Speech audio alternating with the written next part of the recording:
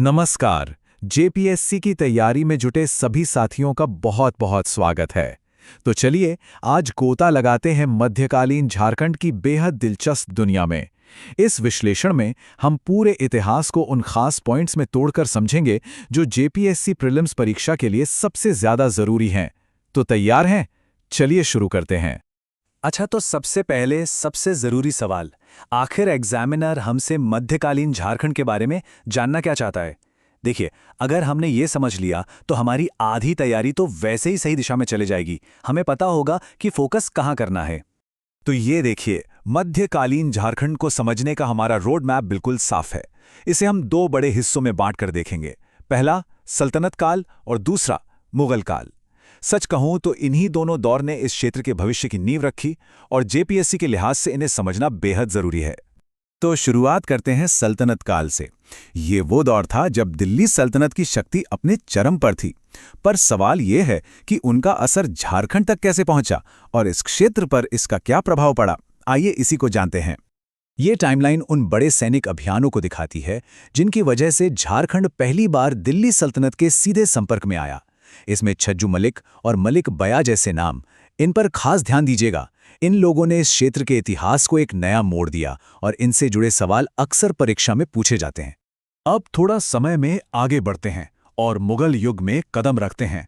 देखिए, ये वो दौर था जब झारखंड और केंद्रीय सत्ता के बीच रिश्ता और गहरा हुआ।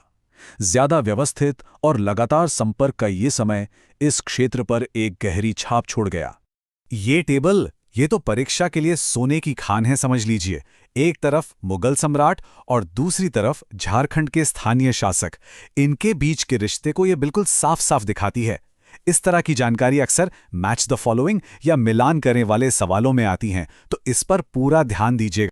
ये कहानी झारखंड के इतिहास के सबसे हैरान करने वाले किस्सों में से एक है। जरा सोचिए, एक राजा दुर्जनशाल जो कैदी है और वो सिर्फ अपने एक हुनर, हीरों को पहचानने की कला से न सिर्फ अपनी आज़ादी हासिल करता है बल्कि खुद बादशाह जहांगीर से शाह की उपाधि भी पाता है। इस एक घटना ने नागवंशी वंश का पूरा इतिहास ही बदल कर रख दिया। चलिए अब झारखंड के इतिहास के बिल्कुल केंद्र में उतरते हैं, यहाँ के शक्तिशाली क्षेत्रीय राजवंश। हम शुरुआत करेंगे दो सबसे बड़े और महत्वपूर्ण राजवंशों से, छोटा नागपुर के नागवंशी और पलामू के चेरों। ये नक्शा हमें उस समय के झारखंड की राजनैतिक तस्वीर दिखाता है। ध्यान से देखिए, छोटा नागपुर में नागवंशी वंश और पलामू में चेरो साम्राज्य कहाँ स्थित थे। इन दो ताकतों ने ही इस पूरे क्षेत्र की किस्मत तय की थी। नागवंशी राजवंश को झारखंड के इतिहास की रीढ़ की हड्डी कह सकते हैं। अगर इनके बारे में सिर्फ दो बातें याद रखनी हो तो वो हैं संस्थापक फणिमुकुट राय और पहली राजधानी सुतियाम्बे। ये दोनों फैक्ट्स परीक्षा में आने की सबसे ज्यादा संभावना रखते हैं। दुर्जनशाल की कहानी सिर्फ एक दिलचस्प किस्सा नहीं है, ये नागवंश और मुगलों के बीच के उस जटिल और कभी-कभी अप्रत्याशित रिश्ते का एक जीता जागता उदाहरण है। उनके हीरों के ज्ञान ने न सिर्फ उन्हें आज़ादी दिलाई बल्कि दो ताकतों के बीच एक अनोखा रिश्ता भी कायम किया। और उधर पलामू में एक नई शक्ति उभर रही थी, चेरो राजवंश, और ये अपनी ताकत के शिखर पर पहुंचे मेदिनी राय के शासन में। वो इतने न्यायप्रिय थे और उनका राज इतना समृद्ध था कि उनके शासनकाल को स्वर्ण युग या गोल्डन एज के नाम से जाना जाता है। तो एक बात बिल्कुल गांठ बांध लीजिए, परीक्षा के लिए ये एक हॉट टिप है। अगर सवाल चेरो राजवंश के स्वर्ण युग के बारे में आता है तो जवाब हमेशा और हमेशा मेदिनी राय ही होगा, इसे भूलना नहीं है। लेकिन रुकिए, मध्यकालीन झारखंड की कहानी यहीं खत्म नहीं होती। चलिए अब उन दूसरे अहम राज्यों को भी जानते हैं जिन्होंने इस क्षेत्र के समृद्ध और विविध इतिहास को बनाने में अपनी भूमिका निभाई। एक बार फिर से नक्शे पर नजर डालते हैं। अब हमारा ध्यान सिंहभूम, रामगढ़ और पूर्वी क्षेत्रों के उन छोटे लेकिन बहुत महत्वपूर्ण राज्यों पर होगा। इनमें से हर एक की अपनी एक अलग कहानी है। यहाँ एक दिलचस्प बात है, सिंह राजवंश कोई एक वंश नहीं था बल्कि इसकी दो अलग अलग शाखाएं थीं, और परीक्षा के लिए हमें दोनों के संस्थापक का नाम पता होना जरूरी है। अच्छा, रामगढ़ राज्य के बारे में दो बातें दिमाग में बिठा लीजिए। पहली, इसके संस्थापक थे बागदेव सिंह, और दूसरी, इसकी एक अनोखी खासियत थी, ये अपनी राजधानियां बार बार बदलते रहते थे। ये एक ऐसा यूनिक फैक्ट है जो आसानी से परीक्षा में सवाल बन सकता है। ठीक है, तो अब बारी है एक रैपिड फायर रिवीजन की। उन सबसे जरूरी तथ्यों पर नजर डालेंगे जो आपको परीक्षा के लिए बिल्कुल रटे होने चाहिए, आपकी उंगलियां पर होने चाहिए।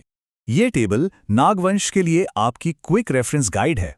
पहली राजधानी सुत्याम्बेपर और दुर्जन शाल द्वारा राजधानी को दोइसा ले जाने वाले रणनीतिक कदम पर खास ध्यान दें। ये बदलाव सिर्फ जगहों के नाम नहीं हैं, ये राज्य की बढ़ती ताकत और सोच को दिखाते हैं। ये है वो वन लाइनर्स जो सीधे सीधे मल्टीपल चॉइस क्वेश्चन बनकर आते हैं।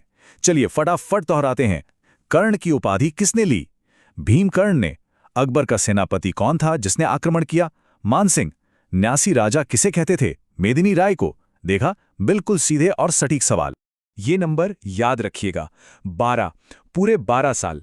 इतने लंबे समय तक नागवंशी शासक दुर्जनशाल ग्वालियर के किले में कैद रहे थे। ये एक ऐसा स्पेसिफिक फैक्ट है जिसे परीक्षा में पूछना बहुत आसान होता है। और इसी के साथ जेपीएससी परीक्षा के लिए मध्यकालीन झारखंड का हमारा यह गहरा विश्लेषण यहीं समाप्त होता है।